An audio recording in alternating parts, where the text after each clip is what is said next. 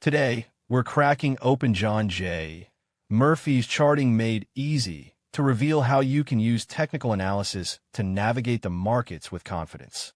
In today's world, the amount of information thrown at investors can be overwhelming. News headlines, expert opinions, economic reports. It's a constant barrage. But what if there was a way to cut through the noise and focus on what really matters? Price action. That's where charting comes in. Murphy's core philosophy is simple.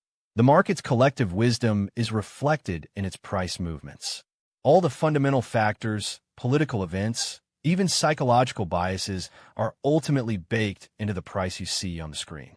Instead of getting bogged down in trying to predict the future, charting lets you react to the present, identifying trends and patterns as they emerge.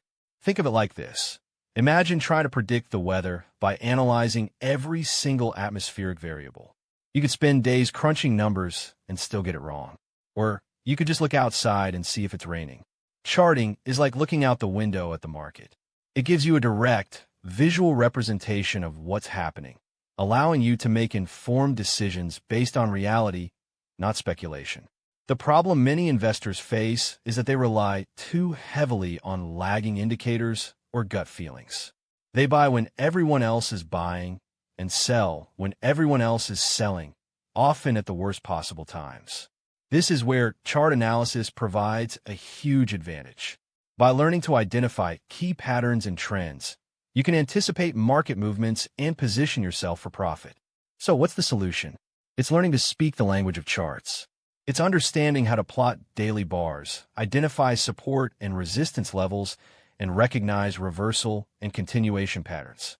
And most importantly, it's learning how to use this knowledge to make smarter, more profitable trading decisions.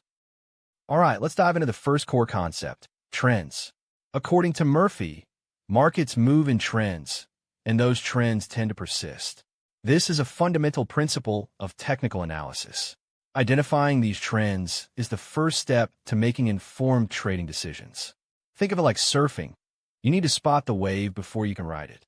So how do we spot these trends? Murphy explains that trends are characterized by a series of peaks and troughs. An uptrend is a series of rising peaks and troughs, while a downtrend is a series of descending peaks and troughs. It's that simple. The key is to visually identify these patterns on a chart. Now, trends aren't all created equal. Murphy classifies them into three categories based on their duration: major, secondary, and minor. Major trends last for more than a year, representing long-term market movements.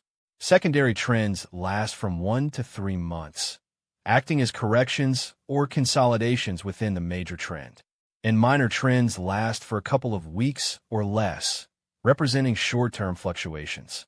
Understanding these different time frames is crucial for aligning your trading strategy with the appropriate trend. If you're a long-term investor, you'll primarily focus on major trends. If you're a short-term trader, you'll pay closer attention to secondary and minor trends. But how do you know when a trend is changing? This is where trend lines come in. An uptrend line is drawn connecting successive, rising market bottoms, acting as a support level. A downtrend line is drawn connecting successive, declining market highs, acting as a resistance level. When the price breaks through a trend line, it's often an early warning sign that the trend is changing direction. Murphy emphasizes the importance of confirming a trend line with at least 3 points of contact. It takes 2 points to draw a line, but a third point to validate it. The more times a trend line is tested and holds, the stronger it becomes. In essence, understanding trends is like learning to read the market's heartbeat. It tells you the overall direction and momentum, allowing you to make informed decisions about when to buy, sell, or hold. Next up, let's tackle support and resistance. These are two of the most fundamental concepts in technical analysis, and understanding them is essential for identifying potential entry and exit points. Murphy defines support as a price level where buying pressure exceeds selling pressure, halting a decline. Conversely, resistance is a price level where selling pressure exceeds buying pressure, halting a rally. Think of support as a floor and resistance as a ceiling. The price tends to bounce off these levels, creating predictable patterns. Identifying these levels can help you anticipate market movements and make informed trading decisions. But where do these levels come from? According to Murphy, previous market peaks often form resistance levels, while previous market troughs often form support levels. The more recently these levels have been formed, the more significant they tend to be. This is because traders often remember these levels and use them as reference points for their trading decisions. One crucial concept Murphy highlights is the role reversal of support and resistance. When a support level is decisively broken, it often becomes a resistance level. Similarly, when a resistance level is decisively broken, it often becomes a support level. This is because traders who previously bought at the support level may now be looking to sell at that same level to break even, creating resistance. Conversely, traders who previously sold at the resistance level may now be looking to buy at that same level to cover their short positions, creating support. Understanding role reversal can give you a significant edge in the market. It allows you to anticipate potential price movements and adjust your trading strategy accordingly. For example, if you see a support level being broken, you might consider selling short, anticipating that it will now act as resistance. Or if you see a resistance level being broken, you might consider buying long, anticipating that it will now act as support. Beyond horizontal support and resistance, trend lines themselves also act as dynamic support and resistance. As we discussed, prices tend to bounce off of established trend lines. Mastering support and resistance is like learning to identify the market's natural boundaries. It helps you understand where the price is likely to find support or encounter resistance, allowing you to make more informed trading decisions. Next up, let's tackle support and resistance.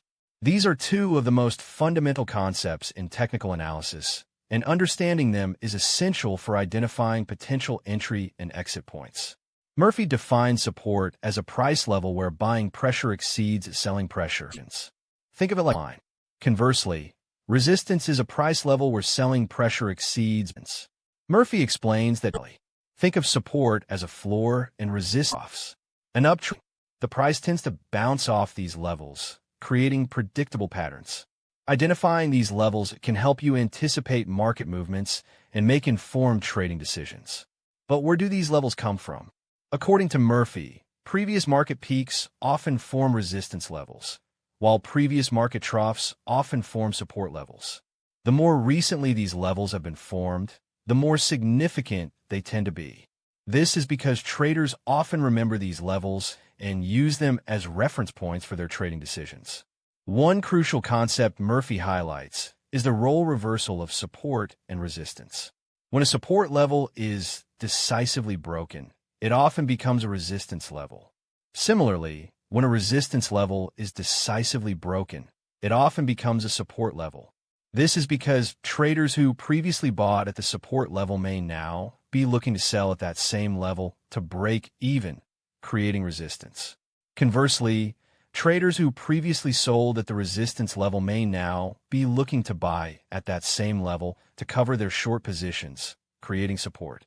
Understanding role reversal can give you a significant edge in the market. When the price breaks through a trend line, it's often an early warning sign that the trend is changing direction. Murphy emphasizes the importance of confirming a trend line with at least 3 points of contact. It takes 2 points to draw a line, but a third point to validate. This is typically a bearish pattern, and the price is likely to break out below the lower line. Murphy also discusses flags and pennants, which are short-term continuation patterns that mark brief pauses during dynamic market trends. These patterns are often preceded by a steep price move, and they tend to slope against the prevailing trend.